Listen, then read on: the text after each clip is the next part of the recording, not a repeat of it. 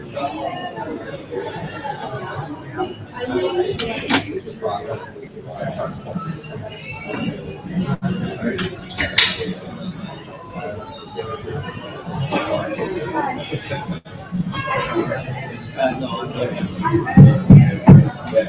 right. If everyone can get situated here, everyone can just come in. We're about to start here. All right. Thank you, everyone, for coming. My name is Sid. I'm going to start at Bellevue. I just want to say thank you, and I hope that you guys got a chance to get some refreshments, get some drinks, and be able to talk and network and figure out what we can do to, get this continued on. I just want to say that I appreciate everyone for coming, and I do have a moment here that I want to let people maybe come up for a second and explain maybe a little pitch, a little 30-second deal about if they have any ideas for any sort of company that they're bringing out, any sort of company they have currently that they're trying to promote. And so I'm just going to do an open mic in the beginning to see what we have. Here's the first contestant here. Thanks, Sid. My name is Asad Rashad. I am the Assistant Fund Manager for Seattle INTIAL Conference. For those who do not know about the conference, it's an investor-led recurring event that we host in the Seattle area. We have an upcoming conference coming up this fall. I'm actually actively recruiting both startups and investors, but mostly focused around the startups. So if you're an early stage startup based in the Pacific Northwest, it's really trying to raise money, seed fund, we say. It's a great way to practice your pitches, drive due diligence readiness, and while pursuing a chance to win up to $250,000 for the winner. So come and talk to me. I have my card and pamphlet about the conference, and I can help you get set up. All right, thank you. All right, nice person to know, definitely, especially if you are trying to raise funds for your current project that you're doing. Does anyone else want to present any sort of idea or any sort of project they're doing? Yeah, come on up. All right, hello everyone. My name is Jason, and it's a pleasure to be here. Just moved here in the area 3 weeks ago. Currently, I'm living in Bellevue, and I do have two different things going on. I have a full-time financial planning job that I do. It's independent, fee-based financial planning, securing financial groups. So we take care of businesses, individuals, clients, families, etc. And then also, I'm in the process of doing a startup at the moment with my brother. And I was discovering to the other gentleman, well, what we're trying to do is a sustainable, holistic, organic fashion company.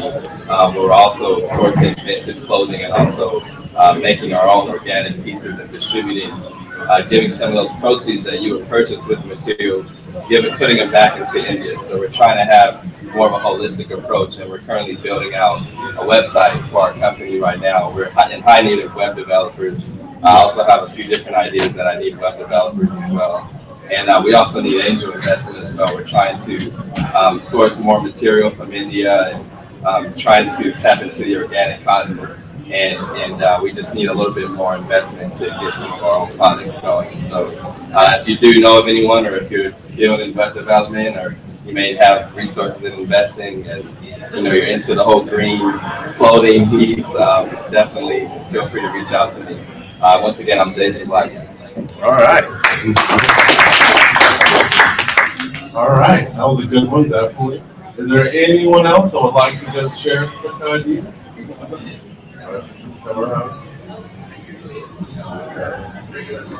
My name is Jonathan Leno. I also just moved to the area from Florida. I have a company called Insturio. Right now we're dealing with a lot of consumer electronics, a lot of low-level programming controls. We're going to be shifting more towards computer vision in the future and some patent technology. So I'm mostly looking for funding right now, but just kind of wanted to meet some new entrepreneurs and get to know the area. All right. All right. So thank you, everyone. If there's any more, no? Okay, then we'll just go ahead and start right off the bat. So I want to hand the mic over and you can learn. Good evening.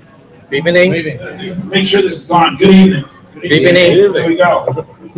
What did you come for? Isn't that a good question? Knowledge. Knowledge. We say knowledge is power. Would you agree? Yes. How about if we change this up? Applied knowledge is power. Now, I'm going to give a quick introduction to who I am and what we do, and then we'll go right into it. This is an interactive talk. It's not a lecture, but I'm going to give you some clues. Clues on how to make your business, whatever your business, your objectives and your goals are, how to make those into reality. My name is Barry HOYAN. I spent the last 20 plus years traveling across the United States.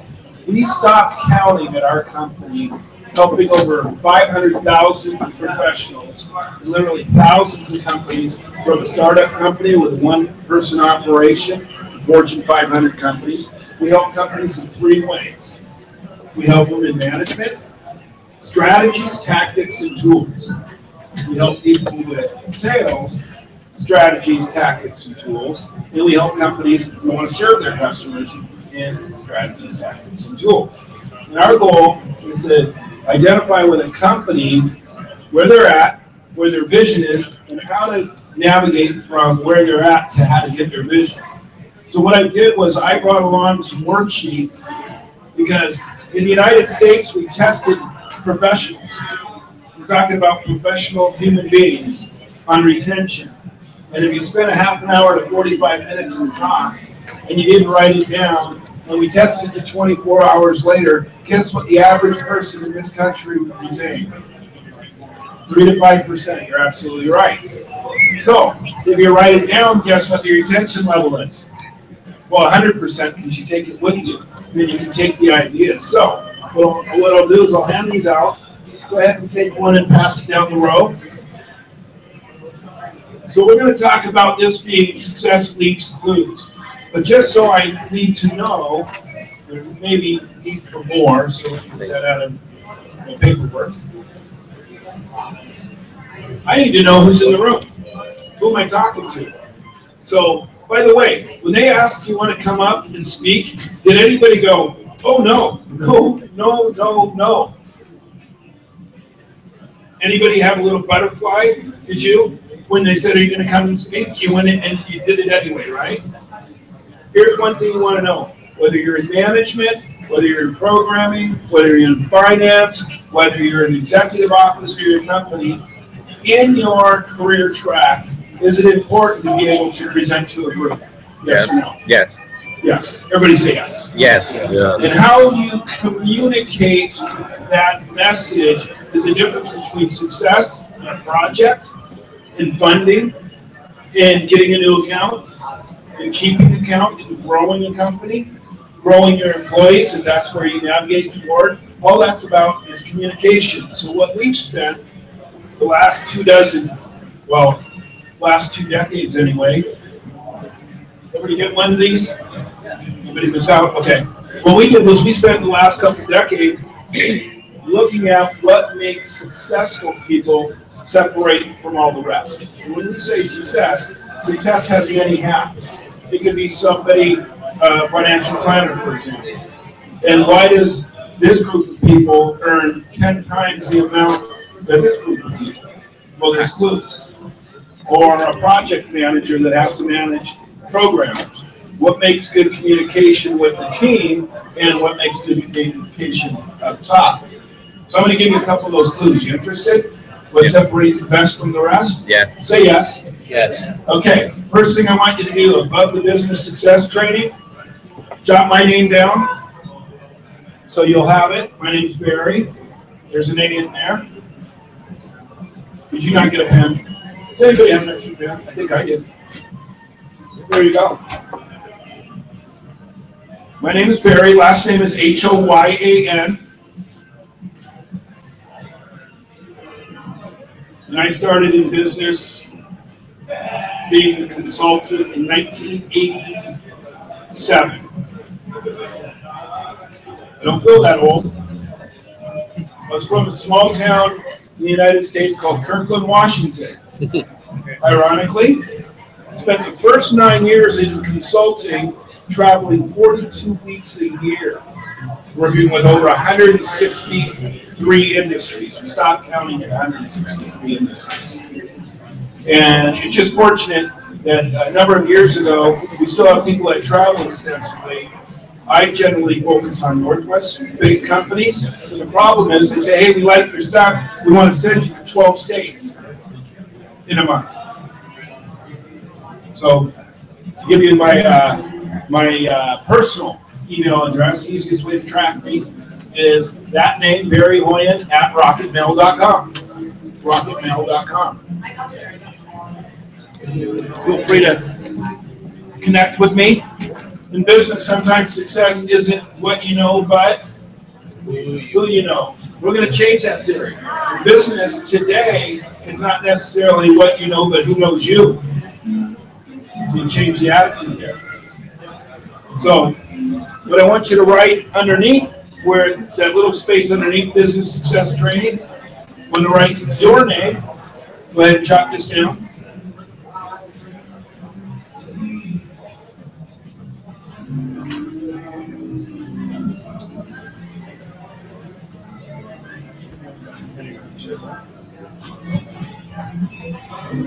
And next to the last letter of your name, you can put a comma and put the initials INC.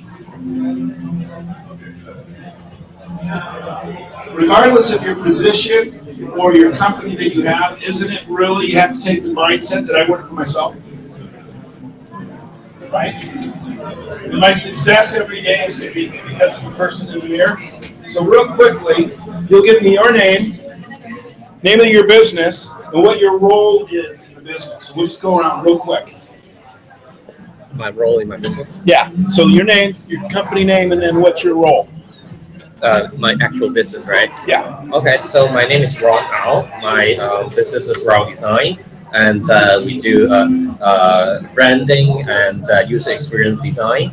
And my role, I founded a company, and I'm basically the creative director most of the time, and I do some of the work as well. Yeah, thank you. My name is Sid. The company is Startup Bellevue, and I am CEO. And Jordan with a True Athlete is a one-day sporting competition with 3 sports: volleyball, flag football, and soccer. I am with business and media development, and what's the other thing? That's it? Yeah, that's it. Are you in charge of getting sponsors? I am. Yeah. I'm Chris Anderson, and I work at Startup Bellevue, and I'm their outreach coordinator. We're helping start. Right. My name is Jonathan Lemon. My company is called Instrurio LLC, and I'm the manager and founder.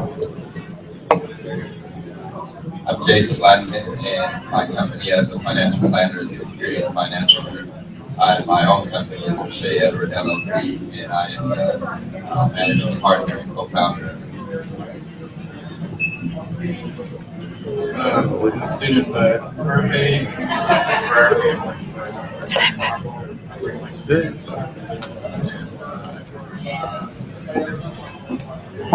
Is that still on? Can you guys hear us? Yeah.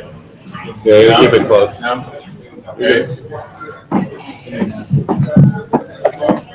My name is Paul. I work with the company called Meta, and I software, hardware, and engineering. My name is Grant. I work for Startup Bellevue, and I'm marketing. I'm Daniel.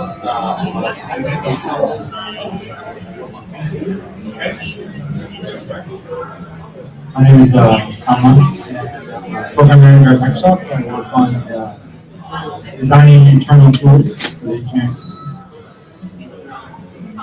My name is Tag Chai, and I work for a company called Shop.com, and I'm a shop consultant. Okay. I'm Saul Rashad. I'm the assistant fund manager and angel investor at the Apple Angel Conference. I bring the investors and startups together. Make sure you network with him before you leave. Yeah. My name is Gao. We own a family business that I'm thinking about expanding around most investors as I can. the idea of expanding, I've not started yet, but just thinking of it as a more idea. What's the core of the business? So the transportation, like import export. Okay. Okay. Hi, my name is Nicholas Moran. I do business development and sales for the Spanish Government Trade Office. So, I'm Michael Clausen. I do IT business and principal for who? Society Consulting. Society Consulting. Okay. So what we're going to do is I'm going to race through. We're going to jump past the only 3 ways to increase your revenue. We'll jump past this. We're going to talk about the 10 most important things you want to master in your business. And we'll do this as a high level. What any company goes through, what any professional goes through, if you're running and growing the business. Number 1, would you write down on number 1, business planning. Business planning. You guys have a pen? Okay. Jot these things down. Business planning. If you're a startup and you're going to be talking to angel investors or other investors, they better have a solid business plan. And you got to communicate it well.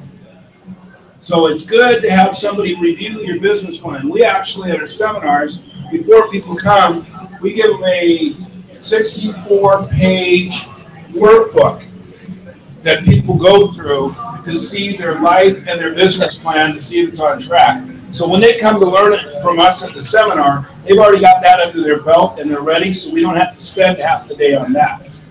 But you got to look at your business plan, and it's got to be critical that it fits in all areas to be clear in your objectives and your goals for the company. Now, raise your hand if your company has a clear, defined mission statement built in writing and printed in a manual.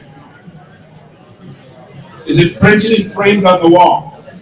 Does everybody employed by the company know how to recite it like we know how to recite the Pledge of Allegiance to the flag of America? Here's a clue. Make this note. I have to make sure everybody on my team is clear and owns the vision of the company. Would you agree that's a better way to succeed in business as you grow, to have everybody on the same page? Clear, defined. Here's an advanced tip for you. If you are a new company bringing people on in growing positions and you don't have a clear, concise, and comprehensive business plan for the mission of your company, bring them in and have them be part of constructing the vision and the plan. They'll own it more. One of the biggest concerns we get from executives is my employees don't have as much commitment in my company as I do. Guess why? They don't own it. Now they don't own it. I'm coming here for a paycheck. I want to help get the goals so we can all be successful, but it's not, I don't own the vision. So the closer you can get your team, and this works also when you have a project. Get your project on the mission of the project so everybody's on the same page, number 1, but bring up the level of commitment. Number two, if you'll write this down, how you attract new business. Anybody around during the dot carnage? Remember that? Some of you might have heard of it. When the dot-com bomb hit. What years were that? Does anybody remember what years those were? 2000, right in there, early. You know what the biggest challenge that we saw when we saw it coming? Was people had these great applications. They didn't call them apps back then, they called them data applications. They had these great websites. And then the question, investors were spending millions of dollars investing in these companies. But somebody forgot to answer, where's the revenue coming from? Now they look at a plan, and there's some investors, they want a 10-to-1 ratio. Show me $10 for every $1 I'm going to get in a time frame of 24 to 36 to 48 months. So they've got ratios of return they're looking at, plus time frame. Anybody watch Shark Tank? Anybody think, what would I do if I was up there? Right? I mean, you got this much window and you got charts doing that. Here's the thought. Prepare your business plan and your vision attracting customers like you would if you're talking to Mr. Wonderful. were Mark Cuban. And would they shoot any holes in it? If they shot holes in it, would you still be standing up? So how you attract new business? Because here's what your customers will ask you. Your customers will continue to ask you, why should I do business with you versus all the other choices I have out there? Why should I buy your green clothing versus all the clothes that's in the mall? I'm just glad I wore green pants today. For you. That was humor, people. No, it's late. Number 3, needs assessment. One of the best things you can do, you've heard the term focus group. Find out who your market is, and find out what they want, what they'll spend money for. Your needs assessment. I'm going to give you a tip on needs assessment today you can take and use for the rest of your company and grow it. Here's a phrase. Turn your page over so it stands out tomorrow when you review your notes. It's pretty simple. Here's a phrase. What's most important to you about? Then you fill in the blank.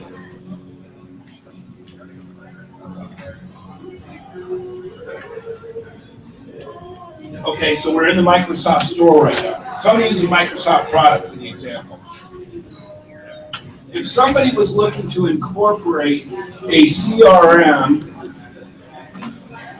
that could also manage the sales pipeline, and I'm meeting with a corporation with 500 employees, and I'm meeting with the VP of sales, I'm meeting with the CEO, and I'm meeting with operations.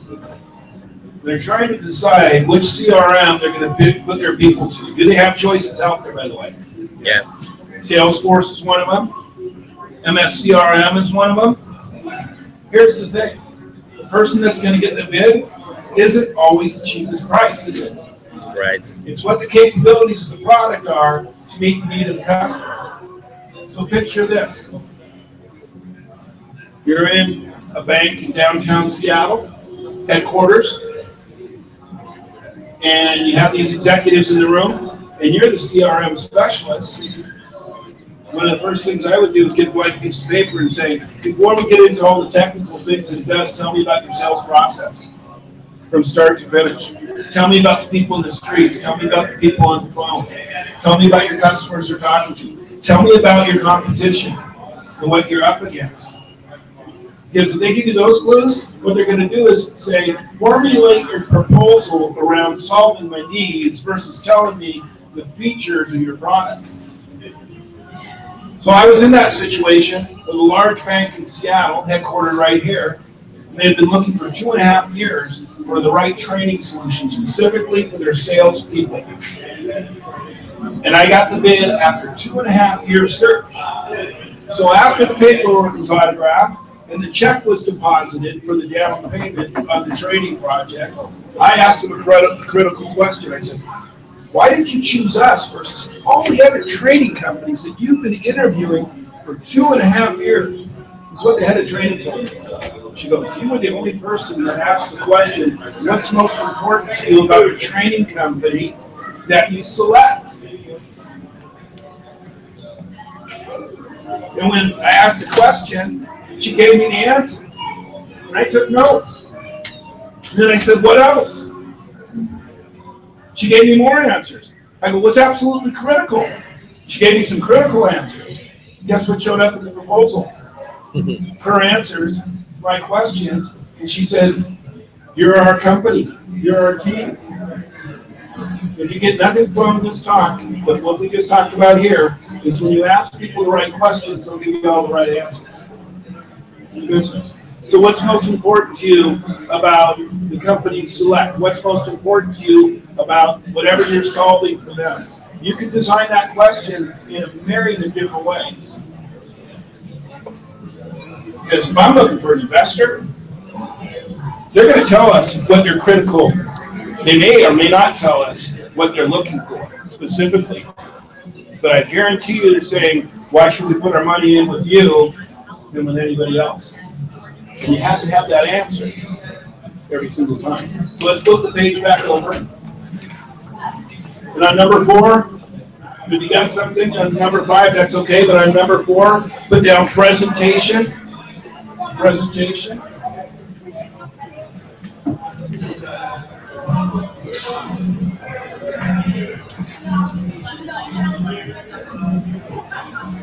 This is where I want to grade yourself. If somebody showed up tomorrow and said, hey, I heard about what you got going, present it to me. Right on the spot. Where would you grade yourself? Go ahead. 1 is low, 10 is high. 1 is I suck, 10 is I'm brilliant. Be honest. You have to be honest in business. Everybody say yes. Yes. Honest with your customers, but who else? Yourself. So be honest, right? I always say I can never give myself a 10 because there's always room for improvement. Anybody play golf? See golf on TV. I want to include everybody. Know the game of golf? It's with sticks and a white ball. Did you know there's 124 different ways to mess up a golf swing? I know this because I've done it. But there's 120 from here to there. You can mess up 124 different places. Has anybody played it? Is it an easy sport? It's not an easy sport, is it? Our belief is in your presentation, you got about 124 ways you can mess it up. Right? Right. So, let me give you a couple clues on presentation. Jot this down. Make sure you have plenty of questions, not just statements. Questions to the answers. Questions in your presentation.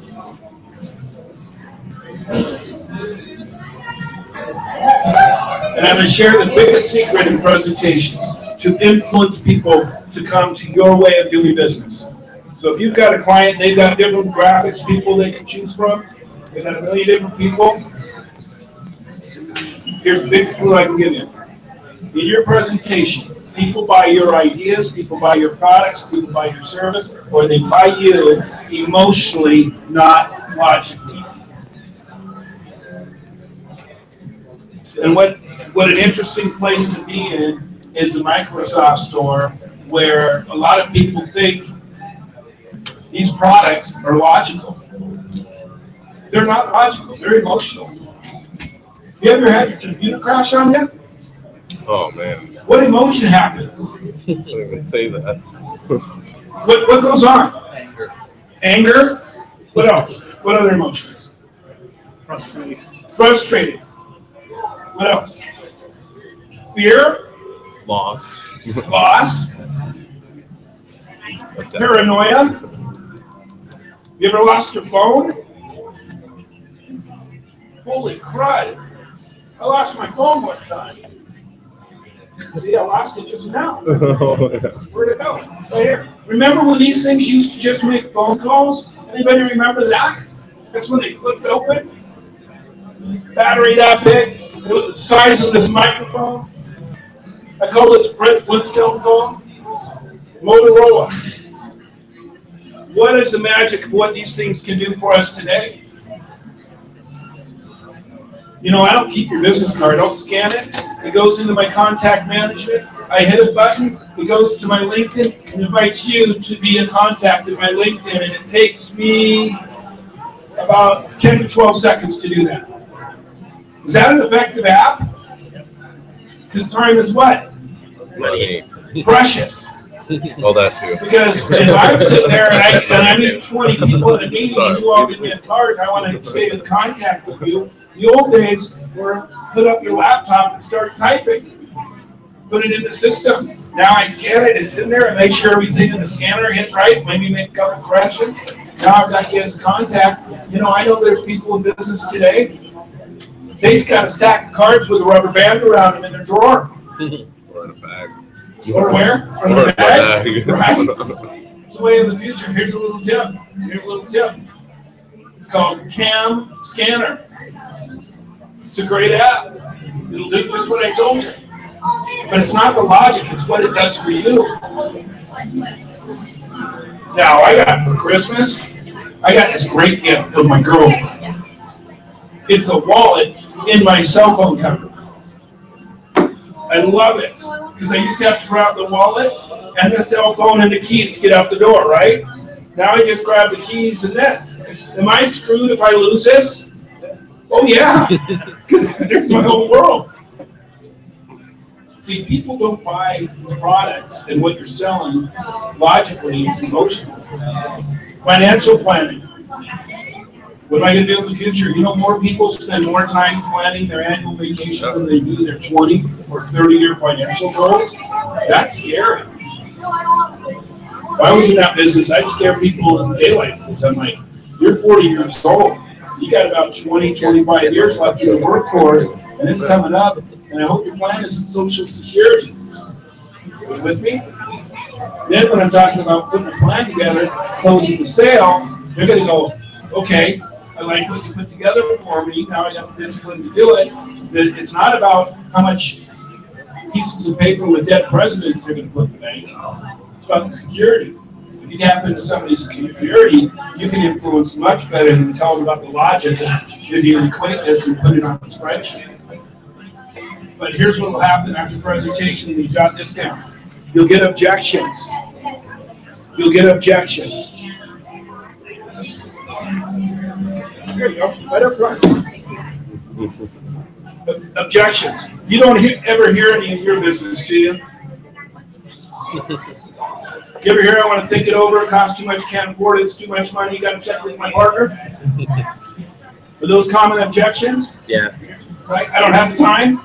I'm already working with somebody else. We're happy with who we're working with. Did you know there's only about a half a dozen to 7 or 8 different objections you'll ever hear? Depending, it doesn't even matter what business. You could be in the most technical business, and we calculate, we track the different objections. Now, they may have a million different ways of putting it. Cost too much, we can't afford it, it's not in the budget. That's one, that's the money. When we categorize them down, it comes down to, so if you are in a position where you're in sales or marketing with your company, or have sales and marketing with your company, if you're in that business, here's a little bit of homework to do. From now until the end of summer, so Labor Day, if you're in sales and marketing, jot down every time somebody gives an objection to you, have a journal. And then here's the advanced stuff. Make sure you figure out how to overcome those objections and overcome those in your presentation. So you see a trend that you get the same objections 3 or 4 times over a period of time. You say, okay, what do I put in my presentation to eliminate that objection before it comes up? That's the advanced training. So, objections. I love it. Because there's not an objection I haven't heard. I mean, there's 1 in a million, but it doesn't count as so 1 in a million. You're not saying no. They're just saying, you haven't presented to me well enough. Right? Now, there's a couple products in here my son would like. And it starts with an X, it ends with a box. He's 19 years old. He came to hang out at my house, and it was a hot weekend. We got the pool, we got the kayak, thinking maybe go to the driving range. He goes, Dad, can I bring my Xbox? I said, no. We don't get that much time together. We're spending it doing some other things, right? Does he want half of what's on that wall over there? Or more? If he was in and I said, here's a credit card, son, how about it? See, this is what I know. Most people who have a good product or service, their customers want it. It's just whether they can justify it or get over the fear of making the right decision.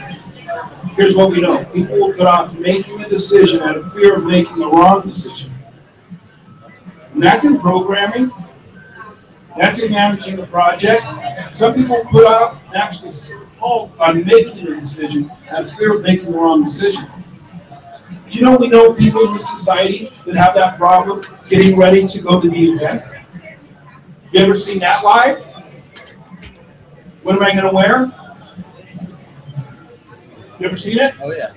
Here's a clue. Gentlemen, I'm talking to you because I don't give any bastard advice to women. Gentlemen, if you're ever wondering, should I dress casual or a little better, it's always better to show up a little better. I mean, you don't want to wear a tuxedo to the barbecue. Number, where are we at, 7 or 6? We call it 6. Close the sale. Ask for the business. Ask for the business. Ask for what you want. I read in this book, ask and you shall receive. It's amazing how many times when you get that ingrained in you, ask for what you want, learn how to ask. Asking is the easiest thing to do. My future ex-wife, when I first met her, the mother of my child, when we first met, beautiful woman, smart, tall, beaming smile, seemed to like me. And at the moment of truth, I had to ask her out. I wasn't going to let the opportunity go. And I said this, I said, we're going to go to a barbecue on Saturday. Would you like me to come down and pick you up, or would you like to meet me there? Did you get that? See, the college students like, I can use that. You can use it, right? It works. See, I told her what we were going to do. I did not ask her if she wanted to go on a date with me. That's called the assumptive clause. I said, we're going to go on a date. We're going to go to a barbecue on Saturday. And then I just gave her 2 choices. By the way, if you manage people, sales and management, your communication style. Would you like to get this done before, or would you like to come in on Saturday? I remember my son when he was that big, now he's this big. But when he was that big, his room was